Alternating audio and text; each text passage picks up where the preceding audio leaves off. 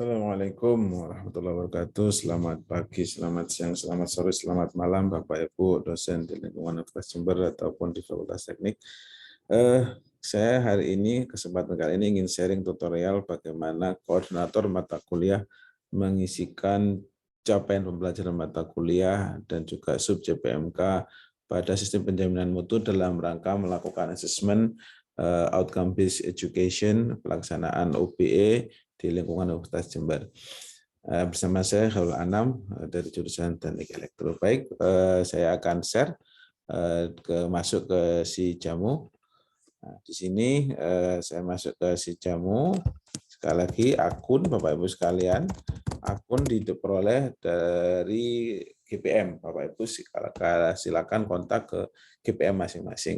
Nah, sekarang ini adalah sebagai koordinator mata kuliah.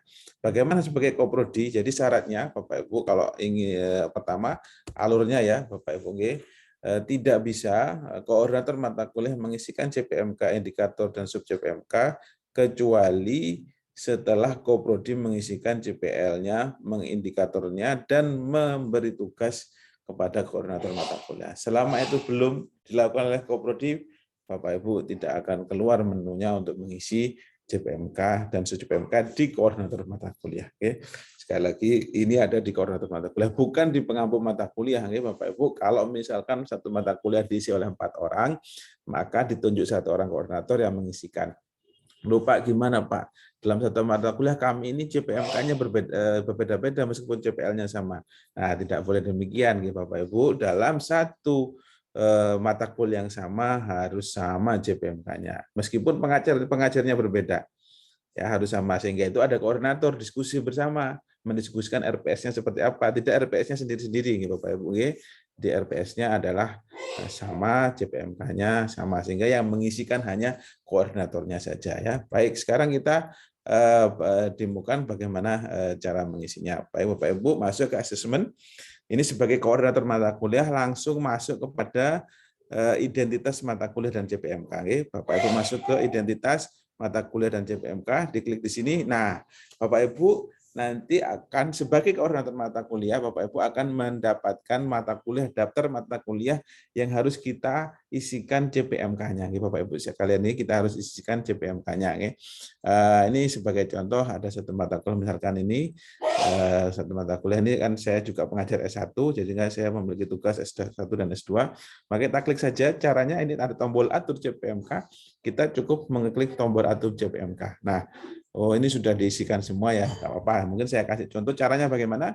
Tambah JPMK, Bapak Ibu, tambah JPMK, maka kemudian kode JPMK-nya berapa. Nah, ini kenapa kok langsung 6? Karena kita sudah ada 5 JPMK di sini, sehingga langsung muncul yang terakhir keluar, langsung otomatis keluarnya 6 ya. Ya, meskipun sebenarnya ini kebanyakan ya, kata Bapak ini sebagai contoh. Nah, uraiannya bagaimana? Nah, Bapak Ibu, biar tidak bingung, uraiannya langsung melihat kemana?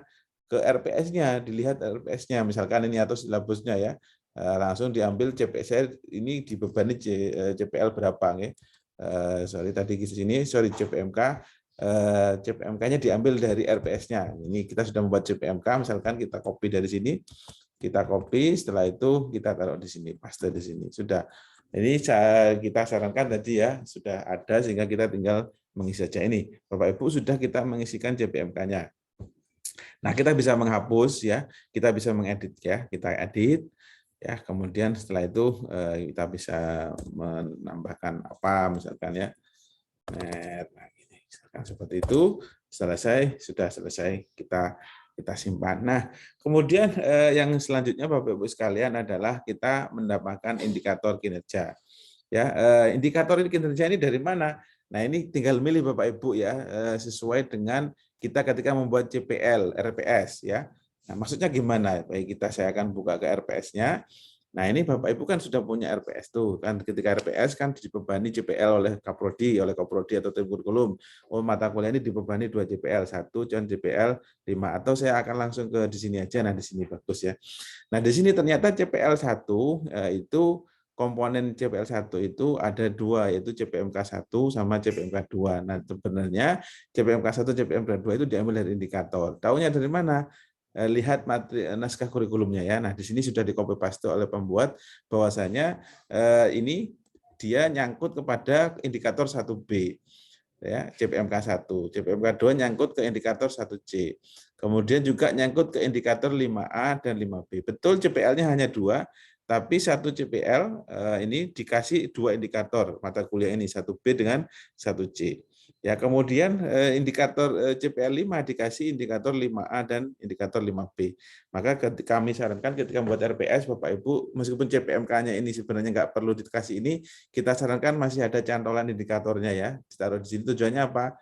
Agar ada link gitu ya, tidak miss gitu. Ini CPMK ini masuk ke indikator mana ya? CPL yang mana ya ini? Disarankan ada 1B, 1A ini. Nah, di sini di Sijamu kita diminta mengelingkan seperti ini ya.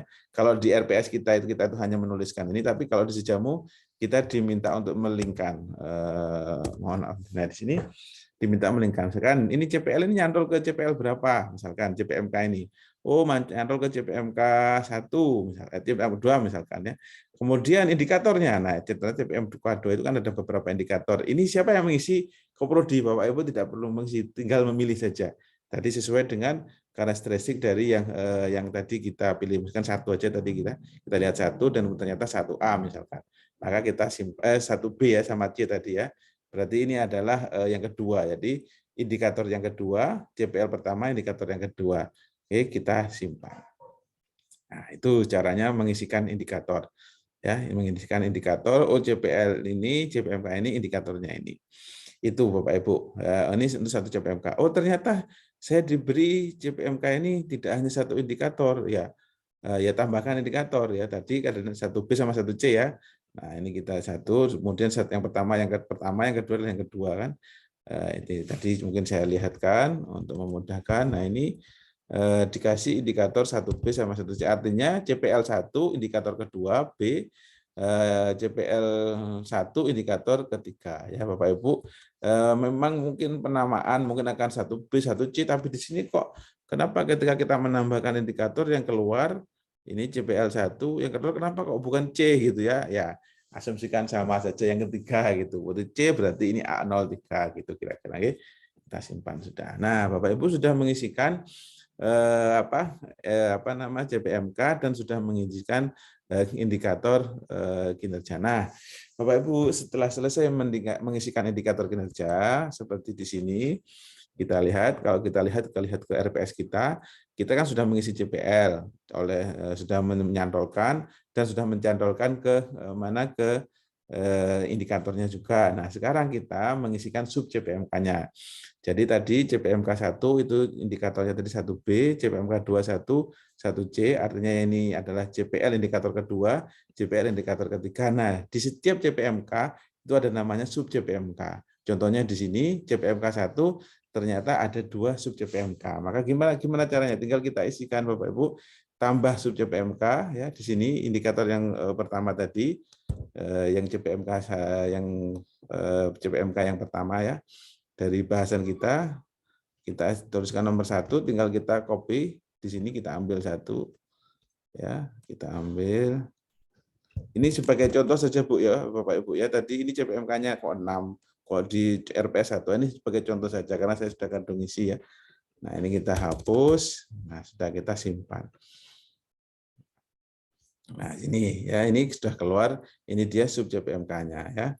Mencantol kemana indikator yang kedua. Ya, kalau menghapus ya tinggal hapus saja, kalau mengedit tinggal edit saja. Ya, kita tinggal mengedit. Ya, kita edit. Setelah itu kita simpan ya. Ini tugas dari koordinator mata kuliah, bukan dosen pengampu mata kuliah. Kalau mungkin ada 2 tambahan ya, kita tambahkan lagi. Tadi kita di sini ada 2, kita 2 sub CPMK, kita tambahkan. Kemudian kita pilih. Ini sekarang sub CPMK nomor 2, kita simpan. Setelah itu sudah kita isikan, kita simpan. Sudah Bapak Ibu, sudah selesai ya. Sehingga ini sudah selesai. Jadi CPMK 6 ini ada 2 sub CPMK di indikator pertama. Ya. Kemudian CPMK 6 ini ada 2 indikator ya. Tapi kalau di sini tadi ya, mohon maaf coba saya cek dulu RPS-nya. Jadi CPMK ini CPMK 1, oh hanya satu indikator ya, bukan 2 indikator Bapak Ibu, mohon maaf. Berarti ini saya hapus ya, hanya ada satu indikator ya. Ini, jadi CPMK tadi hanya ada satu indikator ada dua apa? Ada dua sub CPMK. Nah, itu caranya Bapak Ibu sekalian ya, sehingga di sini kalau kita lihat ini yang lain-lain ya mungkin agak kelihatan memusingkan, tidak perlu terlalu dipusingkan gitu Bapak Ibu, dikerjakan saja gitu kira-kira. Nah, mungkin kita sudah nggak perlu ternyata ada kesalahan gitu ya. Bagaimana ya kita bisa hapus CPMK 6 ini harus saya hapus. Nah, ini nggak ada tombol hapus. Yang bisa dilakukan adalah hapus dulu satu-satu.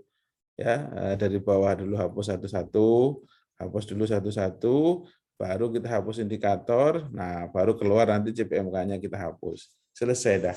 Oke, jadi kalau nggak bisa menghapus langsung ya. Bapak Ibu, demikian cara bagi koordinator prodi untuk mengisikan ya. Ini kalau kita lihat ini contoh ya.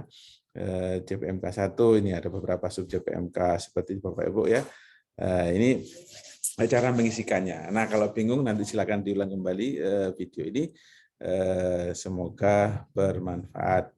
Terima kasih Bapak Ibu sekalian. Kita nanti akan lanjutkan kepada para dosen mata kuliah bagaimana cara mengisi rencana asesmen dan juga bagaimana cara melakukan asesmen CPMK di Sijamu. Terima kasih. Assalamualaikum warahmatullahi wabarakatuh.